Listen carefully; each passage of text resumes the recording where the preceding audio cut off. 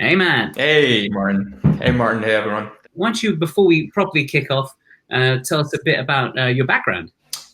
My only real job ever was as a sports writer and editor for like what I'd call a mid-tier sports blog. It had about 3 million monthly unique visitors a month. It was called Sports Grid. And that's relevant for this because it's basically where I learned how the media works, and why I've been able to successfully pitch mainstream media outlets because I understand what it's like to be a blogger, what it's like to be a writer, a journalist, an editor. And it's not really what I expected when I got into it. So I stopped that, I think like 5 years ago or so. Wasn't for me. Self-published a couple of books since then. The first one was on sports betting. The second one was on self-publishing. And now I run a small independent publishing company called Platypus, where I help people like all of you guys write and publish their books, and especially help with marketing, which I'll be talking about today. All right. So just a quick bit of background. One of the latest books I've worked on at Platypus is it's called Ticketless: How Sneaking into the Super Bowl and Everything Else Almost Held My Life Together. It's by Trevor Krause. Highly recommend it. Don't have a stake in it. It's just a really good book. So that's what I'll be pitching live to a few media outlets. And a little background on Trevor. He is, I believe, 28. He's an English teacher in Spain. He has pretty much no online platform. Super talented writer, but just hasn't spent the time building up an audience or anything. Doesn't work for any big company. So at a bit of a disadvantage marketing wise. But we've been able to get him a bunch of mainstream media attention. Like the first big one was ESPN Radio. I don't know if any of you guys are sports fans, but it was an interview with this guy, Jeremy Schaap, who's like one of the most well-respected sports journalists like of all time. So that was super cool. There, the Daily Beast, Yahoo Sports, Bro Bible, not the most prestigious, but it is pretty mainstream, and a bunch of other places. So I'm going to teach you how I did that by pitching some new places because he could always use some more attention. Why not? So the first step, obviously, you want to know, why do I want USA Today's attention, right? Like, and I get into this deeply in the course, but just briefly, like the main reasons you'd want media attention are, one, for like social proof. So notice how the first thing I mentioned when I was talking about Trevor's book was he's been featured at ESPN Radio and Yahoo Sports and whatever. And the truth is, like, most of those events didn't actually sell a ton of books, but they sound impressive. And unfortunately, this is a game you have to play, especially if your book is self or independently published. You want to signal to people like you take it seriously and whatnot. So that was like our initial purpose for pitching all the places we did, but now we've moved into just the pure like book sales phase. So that's not really what I want here with USA Today. So if I want to get on this site, I just want to poke around. So I'm gonna like the first thing I'm gonna do is just go to I'm gonna go to the sports section. I'm gonna try to find like a list of people, right? So I might poke around and might read some pages depending on how well I know the site. I don't follow it that well, so I just know that they're a newspaper. I have an idea how newspapers work, but I don't know how likely we are to get covered, or if they're just going to be, covering the normal things. Like you can see, just drop my phone. Just like normal news stories, like a book is not going to fit into this, right? So we have to find someone who's actually likely to cover it. So I won't waste your time showing you how I poked around, but basically I found a writer. So he covers more timeless things versus timely, right? So you can see he's got about 85,000 Twitter followers. He's pretty big, but he's not unreachable. He's a national columnist. Now, I don't know him super well, but I'm just assuming, given the few things I've read from him, the fact that he's a national columnist and he's been there for, I think, over a decade, that he probably has a lot of play. So if I can convince him that Trevor's story is interesting, or that there's an angle that's interesting, I'm pretty confident he has the sway to pitch an editor. Now, if I'm working with someone smaller who wouldn't have that sway, I would want to find the editor themselves. So this is super easy because he actually has his email address listed here. Most people don't. So whenever possible, find someone who has their email address listed, which I will do later. I'll show you how I find email addresses from people who are really tough to find. All right, so as you can see, we've got hey name, right? So that's a super easy one. We're just going to go with hey Dan. And templates can seem impersonal when you're looking at them, but you'll notice there are a lot of opportunities for personalization here.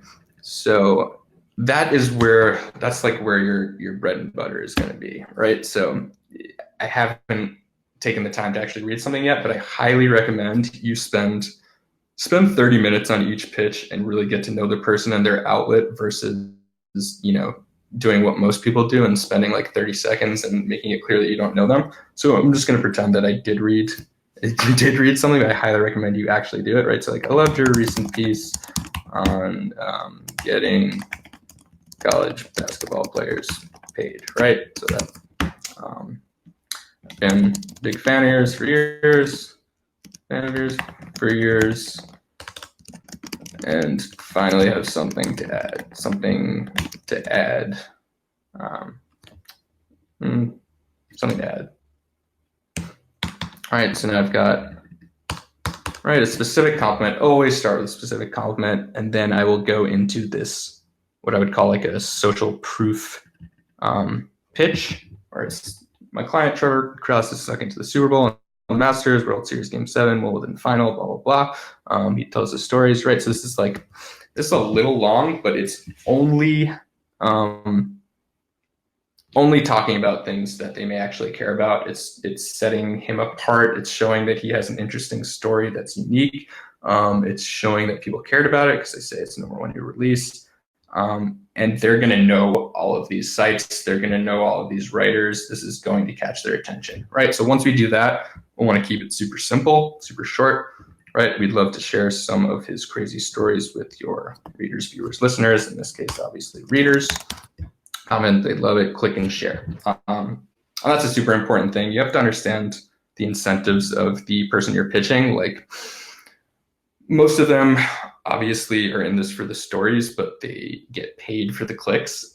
So make sure you appeal to both of those important things, right? And then I will always write something like, say, 3 sample headlines. So I'm just gonna do this off the top of my head, but let's say it's Super Bowl season, which it's not, right? So I would say like, how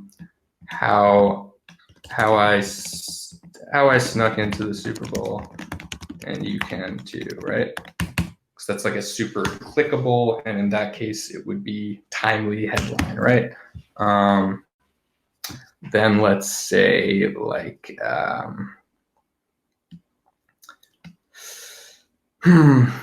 dozens of people are sneaking into the Super Bowl. Sneaking into the Super Bowl. Here's how they do it, right? So those are kind of similar.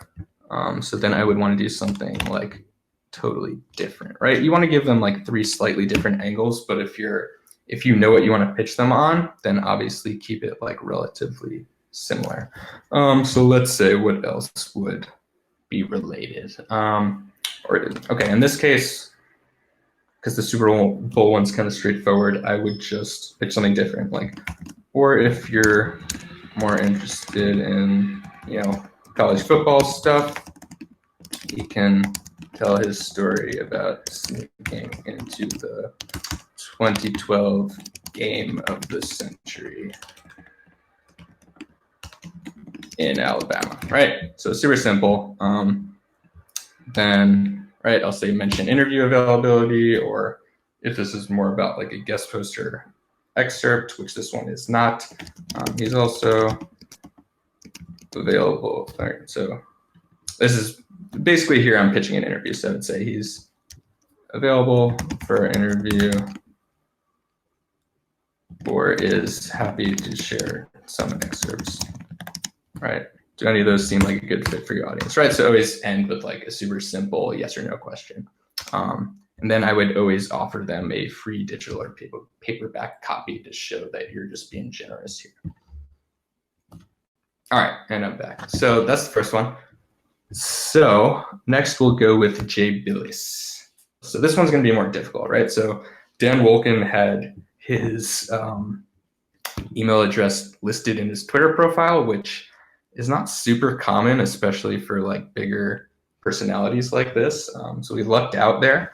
Now, if we go to Jay Billis' Twitter, you will see followers, so a lot more. He's a big deal. Does not have his email address listed. He does not have his DMs open, and if he did, I don't think he would answer me. So the first thing I always do is go to a site called hunter.io, which is just a great way to find email addresses. So all you do, so Jay Billis works for ESPN, so you go to ESPN.com, and it will show you all the email addresses. Have to be signed in. But what you'll find out in a second is that it doesn't work that well for an absolutely massive company like ESPN, right? So Jay Billis, I'm not going to scroll through all this, will not show up here, probably because he doesn't want to show up there and he's good at hiding it. But what you'll notice is all of these people follow a very similar like email scheme here. So we've got first name dot last name at ESPN.com, and a few of them have their middle initial, right? So now I know how I can potentially find his email address. It's probably j.billis at ESPN.com, or I may need to find his middle name, which I don't know if I'll be able to do, right? So I might want to search Jay Billis middle name, right? And the whole point of this, and why I'm trying to show it to you, is that it's all you have to improvise. Like every single pitch I've done is different.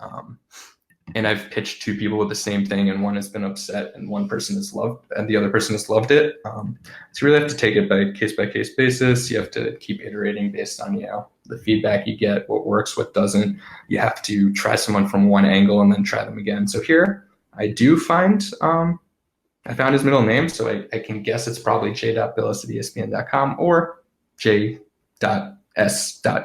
at ESPN.com. But in this case, I'm pretty confident. I think we have a decent chance at getting his attention, but I just want to show you one more thing just to mix it up here. I think we have a decent chance at getting his attention via email because he's not a writer and he probably doesn't get a ton of pitches. He probably just gets like fan mail sort of things. So, but I still want to show you, he has his Instagram listed here, right? So click on Instagram, see if you can find someone from a different angle. And you'll see he only has 30,000 followers on Instagram. And you can't see it on my computer, but his DMs are open on Instagram. And again, my guess is that a TV personality who doesn't really do profiles or anything, probably there's a decent chance he's going to see my Instagram message if I send it to him. So what we're going to do here, I'm going to write it in my email. So you want to obviously tailor your message to the platform you're using. So on Instagram, you want to be super short, super direct, super informal, right? So I'd just be like, hey, Jay, huge fan, right? Let's see, like, honestly, I don't even know if I would mention my client here because I would want to be super informal. I'd just be like, I would actually probably tell Trevor to write this one, right? So I'll say, hey, Jay, huge fan. I wrote a book about how I snuck into, and now notice how I'm going to use college basketball terms instead of Super Bowl, right? So Assembly Hall is a big one, Cameron and Goddard Stadium. So I'm just going to mention a few college basketball places that he would know about immediately, and and March Madness. Jeremy Schaff, who is his colleague, had me on his show and loved it. Right, and now because he doesn't do profiles or anything like this, and he's not going to get us on TV, at least not if we don't build a relationship first. What I'm going to do is I just want to get a blurb from him like that. That's the one thing he could do for us, and that's the one thing that he would probably enjoy. So, and if you're asking someone important like this for a blurb, I would not ask him straight out. I would just try to get him to skim the book, right? And if he skims the book and he likes the book, then you can ask him for a blurb. So this is a bit of a long shot, long-term play, but if we get it, like this is an absolutely huge blurb, right? So Jeremy Shepp had me on his show and loved it. I'd be honored if you checked it out. Could I send you a paperback or PDF? Right? So like super short, super simple, and with a easy, direct question, and he can always say no, and it won't be that big of a deal. But I think we'd have a pretty good chance of at least getting a response here. Hey, sorry, I'm busy, or sure, I'll check it out. Then once he gets it, we can follow up, see if he actually read it, see if he liked it, and eventually, if he did, we could maybe get that blurb, right? So this is something you'd want to do early on in the process and see if you can eventually do it, right? Okay. So that's how I would try to get a blurb from a super famous dude. Cool. All right. So we will let's go to Lifehacker, because we've done a bunch of sports ones, right? So we're going to go to lifehacker.com. And this is an interesting one because, again, they have a few different potential options, right? So you go to lifehacker.com, and I'll notice that they don't make it easy for me to find out and contact them, right? So there's nothing on the bottom. The top is just all these other sites. It's like, what the heck do I do? So as I do in most of these situations, I just wind up going to Google, typing every permutation of, how to get on the site, guest posts, podcast appearance, contact,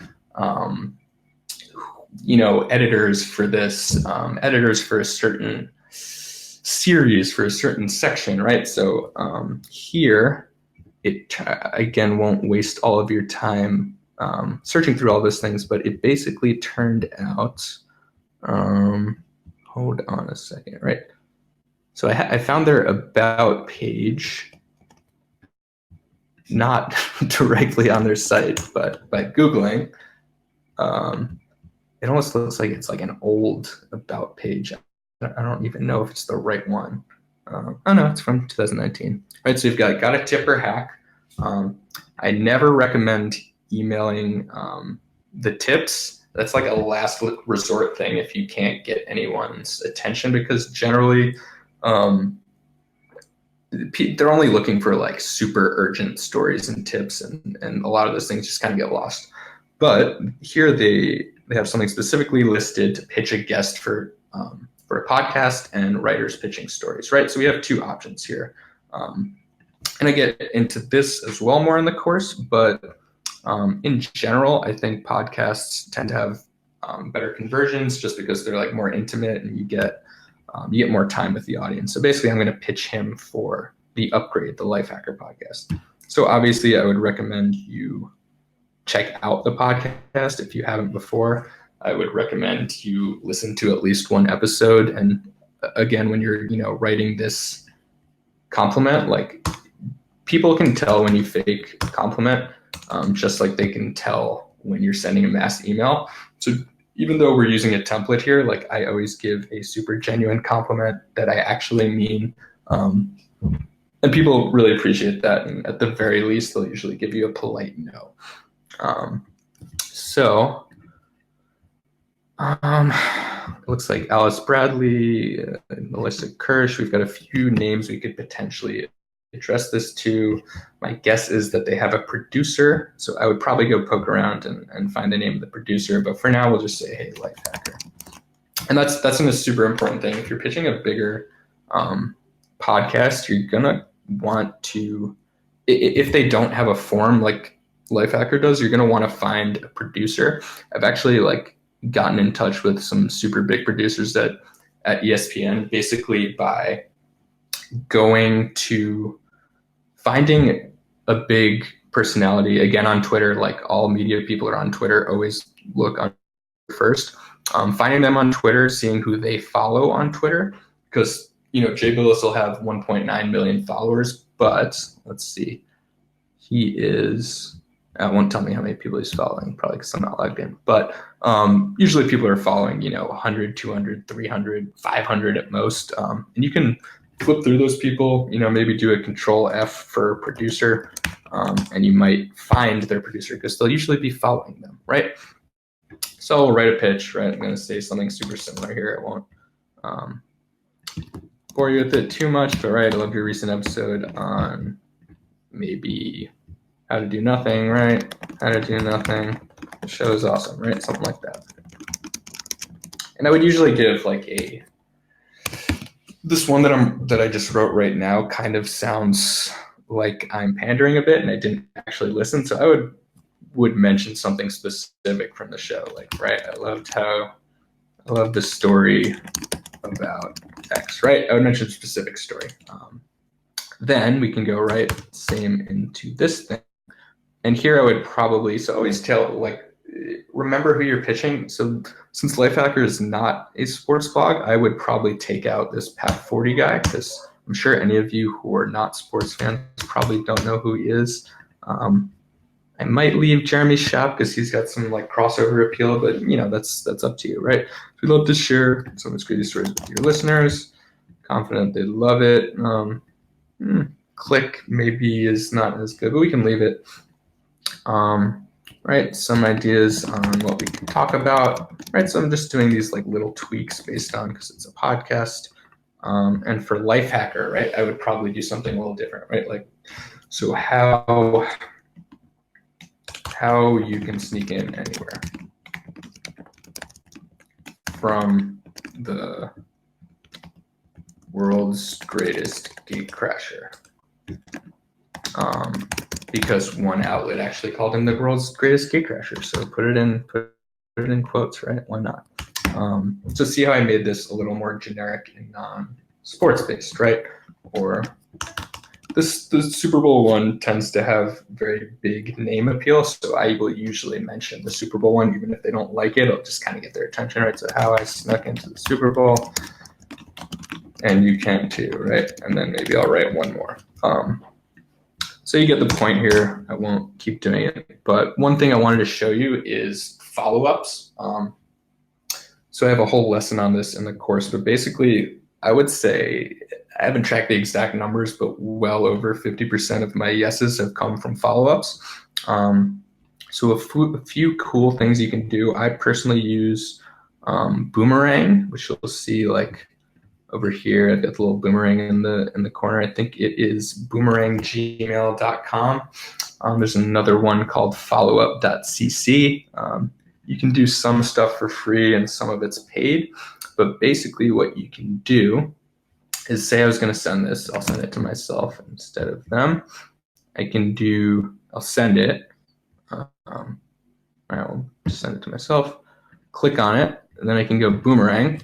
So I usually do the first follow-up 3 or 4 days after. So I'll say 4. So you can do if no reply,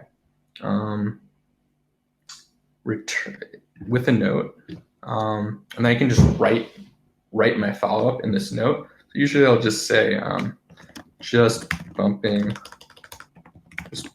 this up your inbox, right? So something super informal and short, just to get their attention, because media people are like super busy. I also mentioned this in the course, where like authors and you know, more traditional writers work in cycles of, say, weeks, months, years even, where a lot of these media people are working in cycles of days, hours, and even minutes. Like something is newsworthy at 3:15 p.m. and at 3:20 it's completely irrelevant. And so they're getting constant pings in and out. They're glued to Twitter, they're glued to Reddit, they're glued to CNN or ESPN or whatever it is that they're covering. So definitely follow up. If you don't get an answer, it's probably not because they didn't want it. It's probably because they didn't see it. So always follow up, right? So I'll save this. And then in 4 days, it will come back to me and it will boomerang right back to me. Okay, so the other two was one is this guy, Bomani Jones, who has a bigger podcast. So basically what I was going to show you guys there, actually, I'll show one quick thing, right? So we've actually reached out to him in the past and didn't get his attention. But he shared something Trevor wrote a few years ago. So I know he has some interest, but my guess is he's just inundated with responses. So what we're going to want to do is find a producer, right? So like I said, you can see who he follows on Twitter. You can go to LinkedIn and search around, right? So his show's called The Right Time. You can Google it, The Right Time, Bomani Jones producer. And usually, like, you know, someone could be a producer of a super big time show. Someone could be a producer of Good Morning America or whatever, and they'll probably have, you know, 500 followers on Twitter because they aren't public facing people. So they're really busy, but they're not always that hard to reach. You can a lot of times DM them, email them, whatever. And the tool I wanted to show you is called rocketreach.io, rocketreach.co, sorry. So basically you can copy paste, and it is free. They just try to get you to sign up for their like upsells, but basically you can copy paste a LinkedIn file, and the success rate with getting their email is like super, super high. So I won't show you the details, but just trust me on rocketreach.co.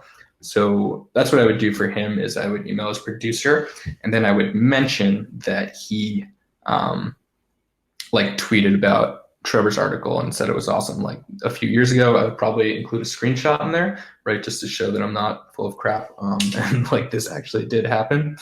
Yeah, and that's the main thing I wanted to share there. Awesome, fantastic. Thanks so much. I wanted to plug a new course that Matt has written for us. So obviously I was going through everything like super quickly there. I also haven't used this software before too, so I wasn't sure what was showing up. But the course just goes through all of the like principles of how I pitch people, how I find people, how I choose an angle, and what the reasons you're doing this. Like, are you just getting attention to get attention because it feels good, or are you getting attention to actually drive book sales and you know, get your word out there? So it just goes through all the principles and how to do this basically yourself, because it's not that hard. It just involves understanding how the different types of media work, right? Like the New York Times is different than Lifehacker, which is different than ESPN, which is different than this blog, which is different than a podcast, etc. Right? So it just goes through all that. Matt, thank you so much for doing this with us. It's been so great. I hope you have a great day, great week, everyone. I'll catch you all soon.